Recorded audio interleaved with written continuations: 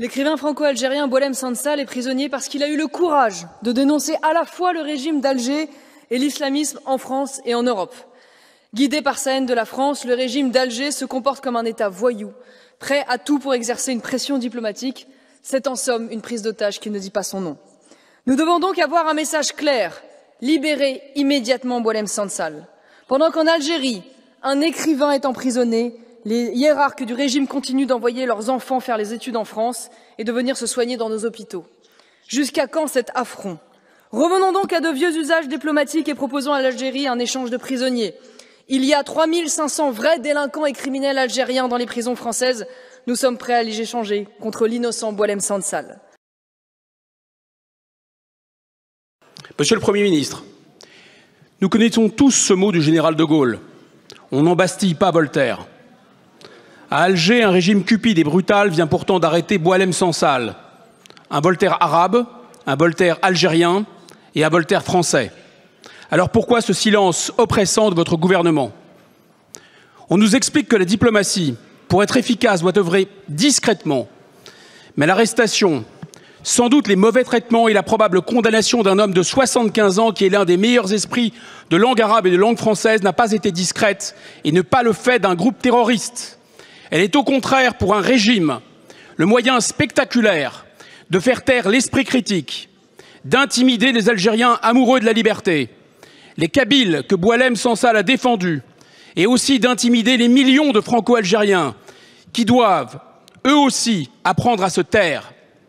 Cette arrestation est aussi un moyen, Monsieur le Premier ministre, de défier et de tester.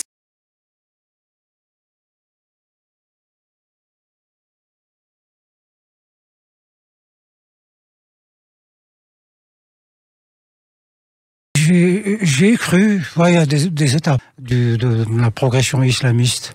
Un moteur, vous diriez oui, un moteur absolument, carrément. Absolument, parce que dans les pays comme l'Algérie, le pouvoir a combattu l'islamisme avec une férocité aussi grande que la férocité qui a animé les islamistes eux-mêmes. Hein, donc, et ils ont fini par les vaincre au plan militaire. Hein. Au plan militaire, parce que vous expliquez souvent pour nos auditeurs que en Algérie, le pouvoir politique est aux mains des militaires et le pouvoir de la rue, dans la société, les islamistes continuent de dominer. Il y a eu un deal quand le pouvoir a vaincu militairement les islamistes. Et ils savaient que gagner une bataille n'est pas gagner la guerre. L'islamisme est là pour 1000 ans. Donc ça, les militaires algériens sont suffisamment intelligents pour savoir que on va pas se débarrasser de la chose en quelques années. Donc, ils ont imaginé qu'ils seraient peut-être de la réelle politique. Ils se sont dit, partageons avec eux le pouvoir. Si on ne peut pas les vaincre, ils ne peuvent pas nous vaincre. On ne peut pas vivre éternellement dans une guerre comme ça, civile, fratricide. Faisons un deal. Ils ont fait un deal. Et moi, je me souviens d'une remarque qu'avait faite Hassan II.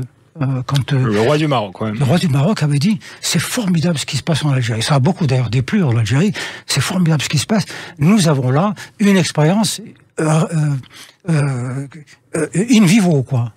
Voilà. Observons ce qui va se passer en Algérie. Ce qui va se passer en Algérie. Et nous saurons, voilà, en voyant les résultats, nous saurons comment faire. Et tout le monde a observé ça avec beaucoup d'attention, avec peut-être une certaine ingérence. Les Américains qui se sont dit, oui, c'est tout à fait vrai. L'islam est là et l'islamisme est là. Il faut faire avec. Trouvons des nouvelles constructions. C'est ce qui s'est fait ici et là, et l'Algérie ça semblait être un laboratoire formidable.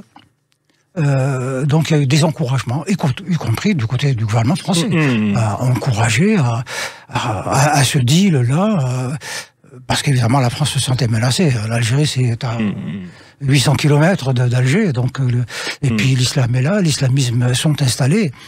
Et voilà. Et ce deal s'est fait et semble tenir. Alors, il s'est fait sur quelle base?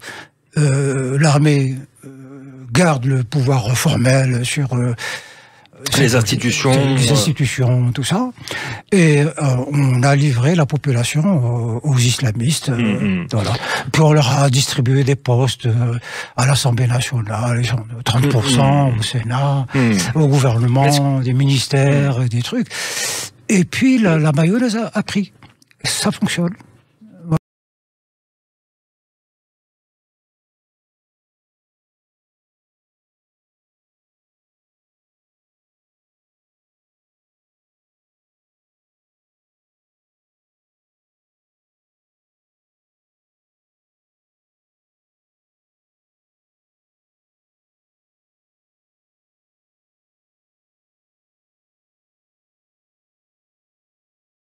Pas vivre éternellement dans une guerre comme ça, civile, fratricide. Faisons un deal. Ils ont fait un deal.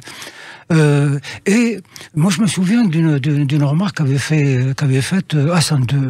Le roi du Maroc, quand même. Le roi du Maroc avait dit « C'est formidable ce qui se passe en Algérie ». Ça a beaucoup d'ailleurs déplu en Algérie. « C'est formidable ce qui se passe. Nous avons là une expérience in vivo, quoi. » Voilà. Observons ce qui va se passer en Algérie. Ce qui va se passer à l'Algérie. Et nous saurons, voilà, en voyant les résultats, nous saurons comment faire.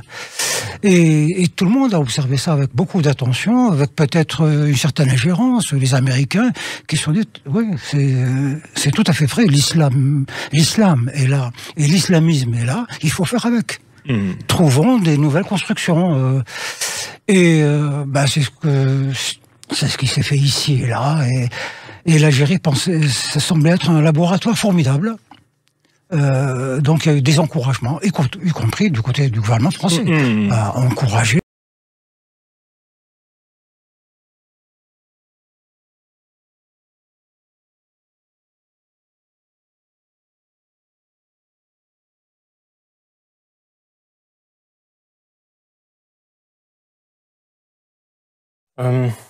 Écoutez, il y a quelque chose qui me gêne beaucoup, moi, dans cette affaire et dans comme je l'ai dit, le traitement médiatique.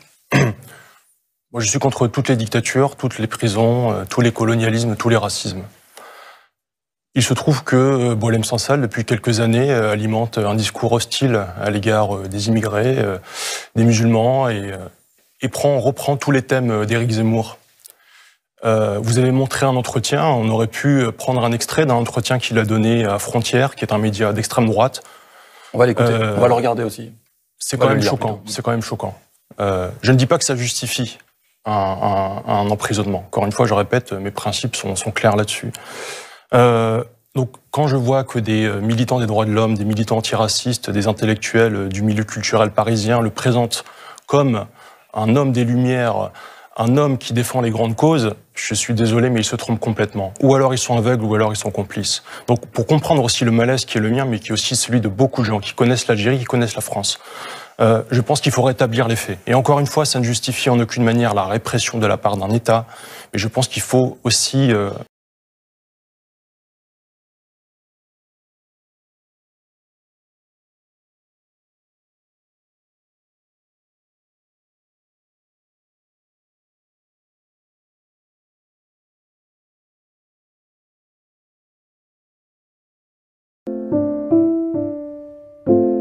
Bonjour à tous, bienvenue dans Vive l'Europe. J'ai le plaisir aujourd'hui de recevoir Hervé Ryssen pour la première fois dans cette émission. Salut Hervé. Salut Daniel. Ça va bien? Bah ouais, et toi? Ça va, ça fait une paye. Ça fait une sacrée paye. Il y a de l'eau qui a coulé sous les ponts, hein, comme on dit. L'émission c'est une éternité. Voilà. Alors bon, on va parler de plein de choses aujourd'hui. Alors en particulier, cette émission va reposer sur le dernier livre en date d'Hervé Ryssen, qui est Le coup de la loi, dans lequel il revient sur son... incarcération, voilà, c'était il n'y a pas si longtemps, il y a 1 an et demi, en fait, sorti de prison il y a 1 an et demi, avril 2021, c'est ça? Avril 2021, ouais. Bah, première question, je dirais tout le public a envie de te poser cette question. Sur le plan des sujets que j'abordais auparavant, bah, c'est terminé, d'autant plus que j'ai déjà tout dit, tout ce que j'ai pu lire par la suite me ramenait toujours à la même chose, donc je vais pas tourner en rond, tourner en boucle pendant 30 ans. Hein. Oui. Sur le plan, comment dire, familial, émotionnel, enfin, si tu veux, il y a un avant et un après, pour les gens qui ne m'ont pas soutenu quand j'étais en prison. Et là, je parle pas des personnalités de la mouvance nationale, hein, je parle des gens plutôt qui m'étaient proches auparavant. Ouais. Voilà. Tout le monde m'a soutenu, sauf, disons, dans la famille, pas du côté de ma belle famille, mais du côté de ma propre famille. Et là, effectivement, ça, pour moi, de mon point de vue, ça crée une césure. Ouais. Ah, c'est douloureux. Ouais, c'est douloureux. C'est ce qu'il y a de plus douloureux. Donc écoute, mais voilà, j'en prends acte, et puis c'est comme ça, c'est la vie. Mais politiquement, puisque c'est ce qui concerne nos auditeurs, la vie continue pour moi. Ouais. Alors les camarades et amis, on va dire, du camp national se demandent, est-ce qu'il y a encore des risques pour toi d'aller en prison en vertu d'écrits passés, ou est-ce qu'on est Normalement, non. Ouais. Normalement, non. Alors j'ai 3 peines de prison ferme à effectuer sous forme de bracelet électronique. 8 mois, 6 mois, 4 mois, je vais pas revenir sur tous les dossiers. Donc ça fait 1 an et demi quand même, mais sous forme de bracelet électronique. Alors j'ai toujours pas le bracelet électronique parce que une personne, mais ça je l'avais expliqué sur Telegram, toi tu es sur Telegram, je suis sur Telegram, aujourd'hui c'est l'application qui est la mieux pour nous. Hein. Ouais, carrément. Et J'ai pas de peine de bracelet électronique encore, ça va arriver, c'est sûr, mais j'ai fait une demande de confusion des peines. Alors je l'ai faite moi-même sur une feuille A4. Normalement, c'est un avocat qui s'occupe de tout ça, un avocat qui te prend, 8 000 € pour t'écrire une lettre. Alors je l'ai faite tout seul et figure-toi que ça marche. Je demande une confusion des peines. J'ai eu plusieurs peines en même temps. D'accord. Le sujet, il y a un procès qui n'a pas été acté de manière définitive, donc il y a moyen de regrouper toutes ces peines-là sous la plus importante. Donc c'est ça qui fait que ça prend un petit peu de temps. Et comme j'ai un dernier procès pour provocation à la haine raciale au mois de janvier, il s'agit du trafiquant de cocaïne guadeloupéen là, qui m'accusait de l'avoir insulté dans une cour de promenade.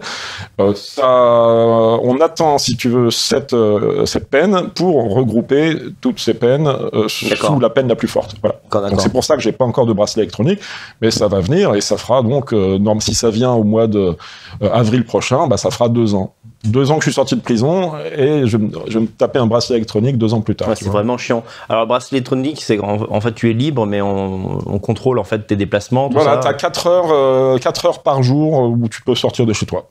Ah d'accord. Voilà, tu choisis ou le matin ou l'après-midi. Ah oui, non, c'est quand même tu peux quand même faire tes courses, ouais, mais tu restes chez toi. Donc, donc par exemple, tu peux pas aller en vacances hors du pays, ce genre de truc. Non. Ouais, c'est quand même un problème. C'est pas agréable. Oui, mais quand tu as connu la prison, franchement, tu préfères un bracelet électronique, ça va. Je pense que je pourrais m'en sortir. La prison, vraiment, t'as qu'une envie, c'est d'en sortir, quoi. T'es prêt à payer les parties civiles, t'es prêt à tout faire, quoi, pour sortir, trouver un travail, même un boulot de chien, t'es prêt à tout pour sortir de la tôle, quoi. Ça, c'est sûr. Oui, ça, c'est vraiment un truc qu'on retient du bouquin. Finalement, je me souviens quand on en J'assume mes positions, aussi bien en France qu'en Algérie. Mais quand je vois ce déferlement de haine contre l'Algérie, mais s'il vous plaît, un peu de décence, surtout quand ça vient des partis d'extrême droite et de droite de ce pays, des droits de l'homme. Regardez, je vais vous montrer, regardez ce qu'il y a marqué. Liberté, regardez, liberté, égalité, fraternité. S'il vous plaît, je suis né en France. J'ai été 40 ans français. Personne ne m'a soutenu en France.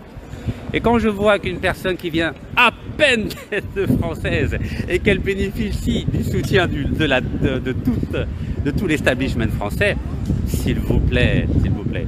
Et puis ceux qui disent oui, il va être maltraité, il va mourir, etc. Arrêtez, il est même pas en prison, il est dans ce qu'on appelle un hôpital pénitentiaire. C'est-à-dire que, pour ceux qui connaissent la prison, vous savez, à l'hôpital Moustapha Bacha, il y a une section qui est réservée aux prisonniers.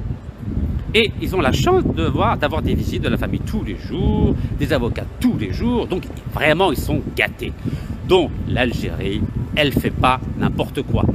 Moi, à titre personnel, je ne souhaite à personne d'être emprisonné, que les choses soient claires, à personne. Et je défendrai le droit de chacun de s'exprimer, de défendre ses positions, mais il faut savoir qu'il y a des conséquences. Il y a eu des conséquences pour moi, et je l'ai payé très cher, et vous le savez, et je remercie Dieu subhanahu et ma famille de m'avoir aidé, et quelques militants qui m'ont soutenu, mais vous avez bien vu qu'à chaque fois qu'une personne franchit la ligne rouge, eh ben ça se passe mal pour elle.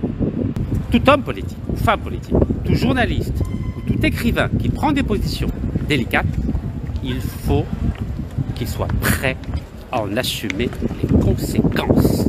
Il faut le savoir. Sinon, il faut fermer sa bouche et là, vous pouvez vivre tranquille, vous pouvez vous occuper de votre famille, votre santé, vos factures, vos problèmes administratifs.